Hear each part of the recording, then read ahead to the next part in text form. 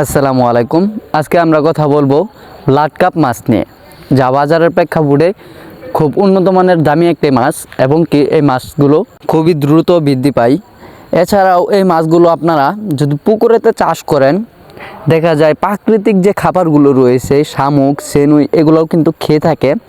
তাই এই মাছগুলো অন্য অন্য মাছের তুলনায় দ্বিগুণ বড় হয়ে থাকে। যেমন আপনারা যদি এই মাছগুলো 5 মাছ চাষ করেন, তাহলে দেখা যায় এক একটা মাছের ওজন 8 থেকে 10 কেজি ওজন হয়ে থাকে।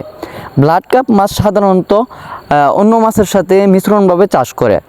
তবে এই মাছগুলো যদি এককভাবে চাষ করেন, যদি ভালো পরিমাণ পুষ্টিকর খাবার খাওয়াতে পারেন, তাহলে কিন্তু এই মাছগুলো বাজারে বিক্রি করে ভালো একটা মুনাফা আয় করা যাবে। অন্য অন্য যে মাছগুলো রয়েছে সেই মাছের তুলনায় এই মাছের যে দামটা রয়েছে সেটা কিন্তু অনেক ডিফারেন্ট। যেরকম অন্য অন্য মাছের থেকে এই মাছের বাজার রেটটা রয়েছে দ্বিগুণ।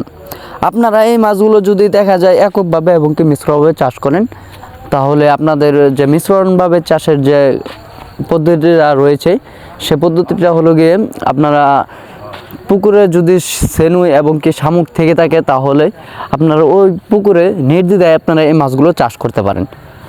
এই মাছগুলো শামুক এবং কি সেনুই খেয়ে অন্য অন্য যে মাছের ক্ষতিগুলো হয় শামুক এবং কি সেনুই দিয়ে সেই ক্ষতিটাও হবে না, এবং কি এই মাছগুলো দ্রুত গ্রোথ বাড়বে। মিশ্রণভাবে যে চাষ পদ্ধতিটা রয়েছে সেটা হলো গিয়ে, আপনারা পুকুরে যেরকম রুই, কাতল, মৃগেল এগুলা চাষ করলে এগুলার সাথে দিতে পারবেন, এবং কি শিং, মাগুর এগুলা চাষ করলে এগুলার সাথেও দিতে পারবেন।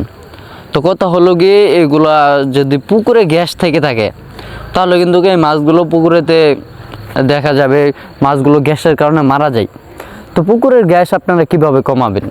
যদি পুকুরের মাটিটা দেখা যায় যে 2 বছর বা 3 বছর কাটা হয় না, তাহলে কিন্তু নিচের কাদামাটিগুলো পুকুর শুকিয়ে তারপরে এই কাদামাটিগুলো কেটে নিতে হবে। তাহলে এই মাছগুলো চাষ ক্ষেত্রে দেখা যায় কিন্তু ভেজাল থাকবে না আর কিন্তু গ্যাস থাকবে না পুকুরে।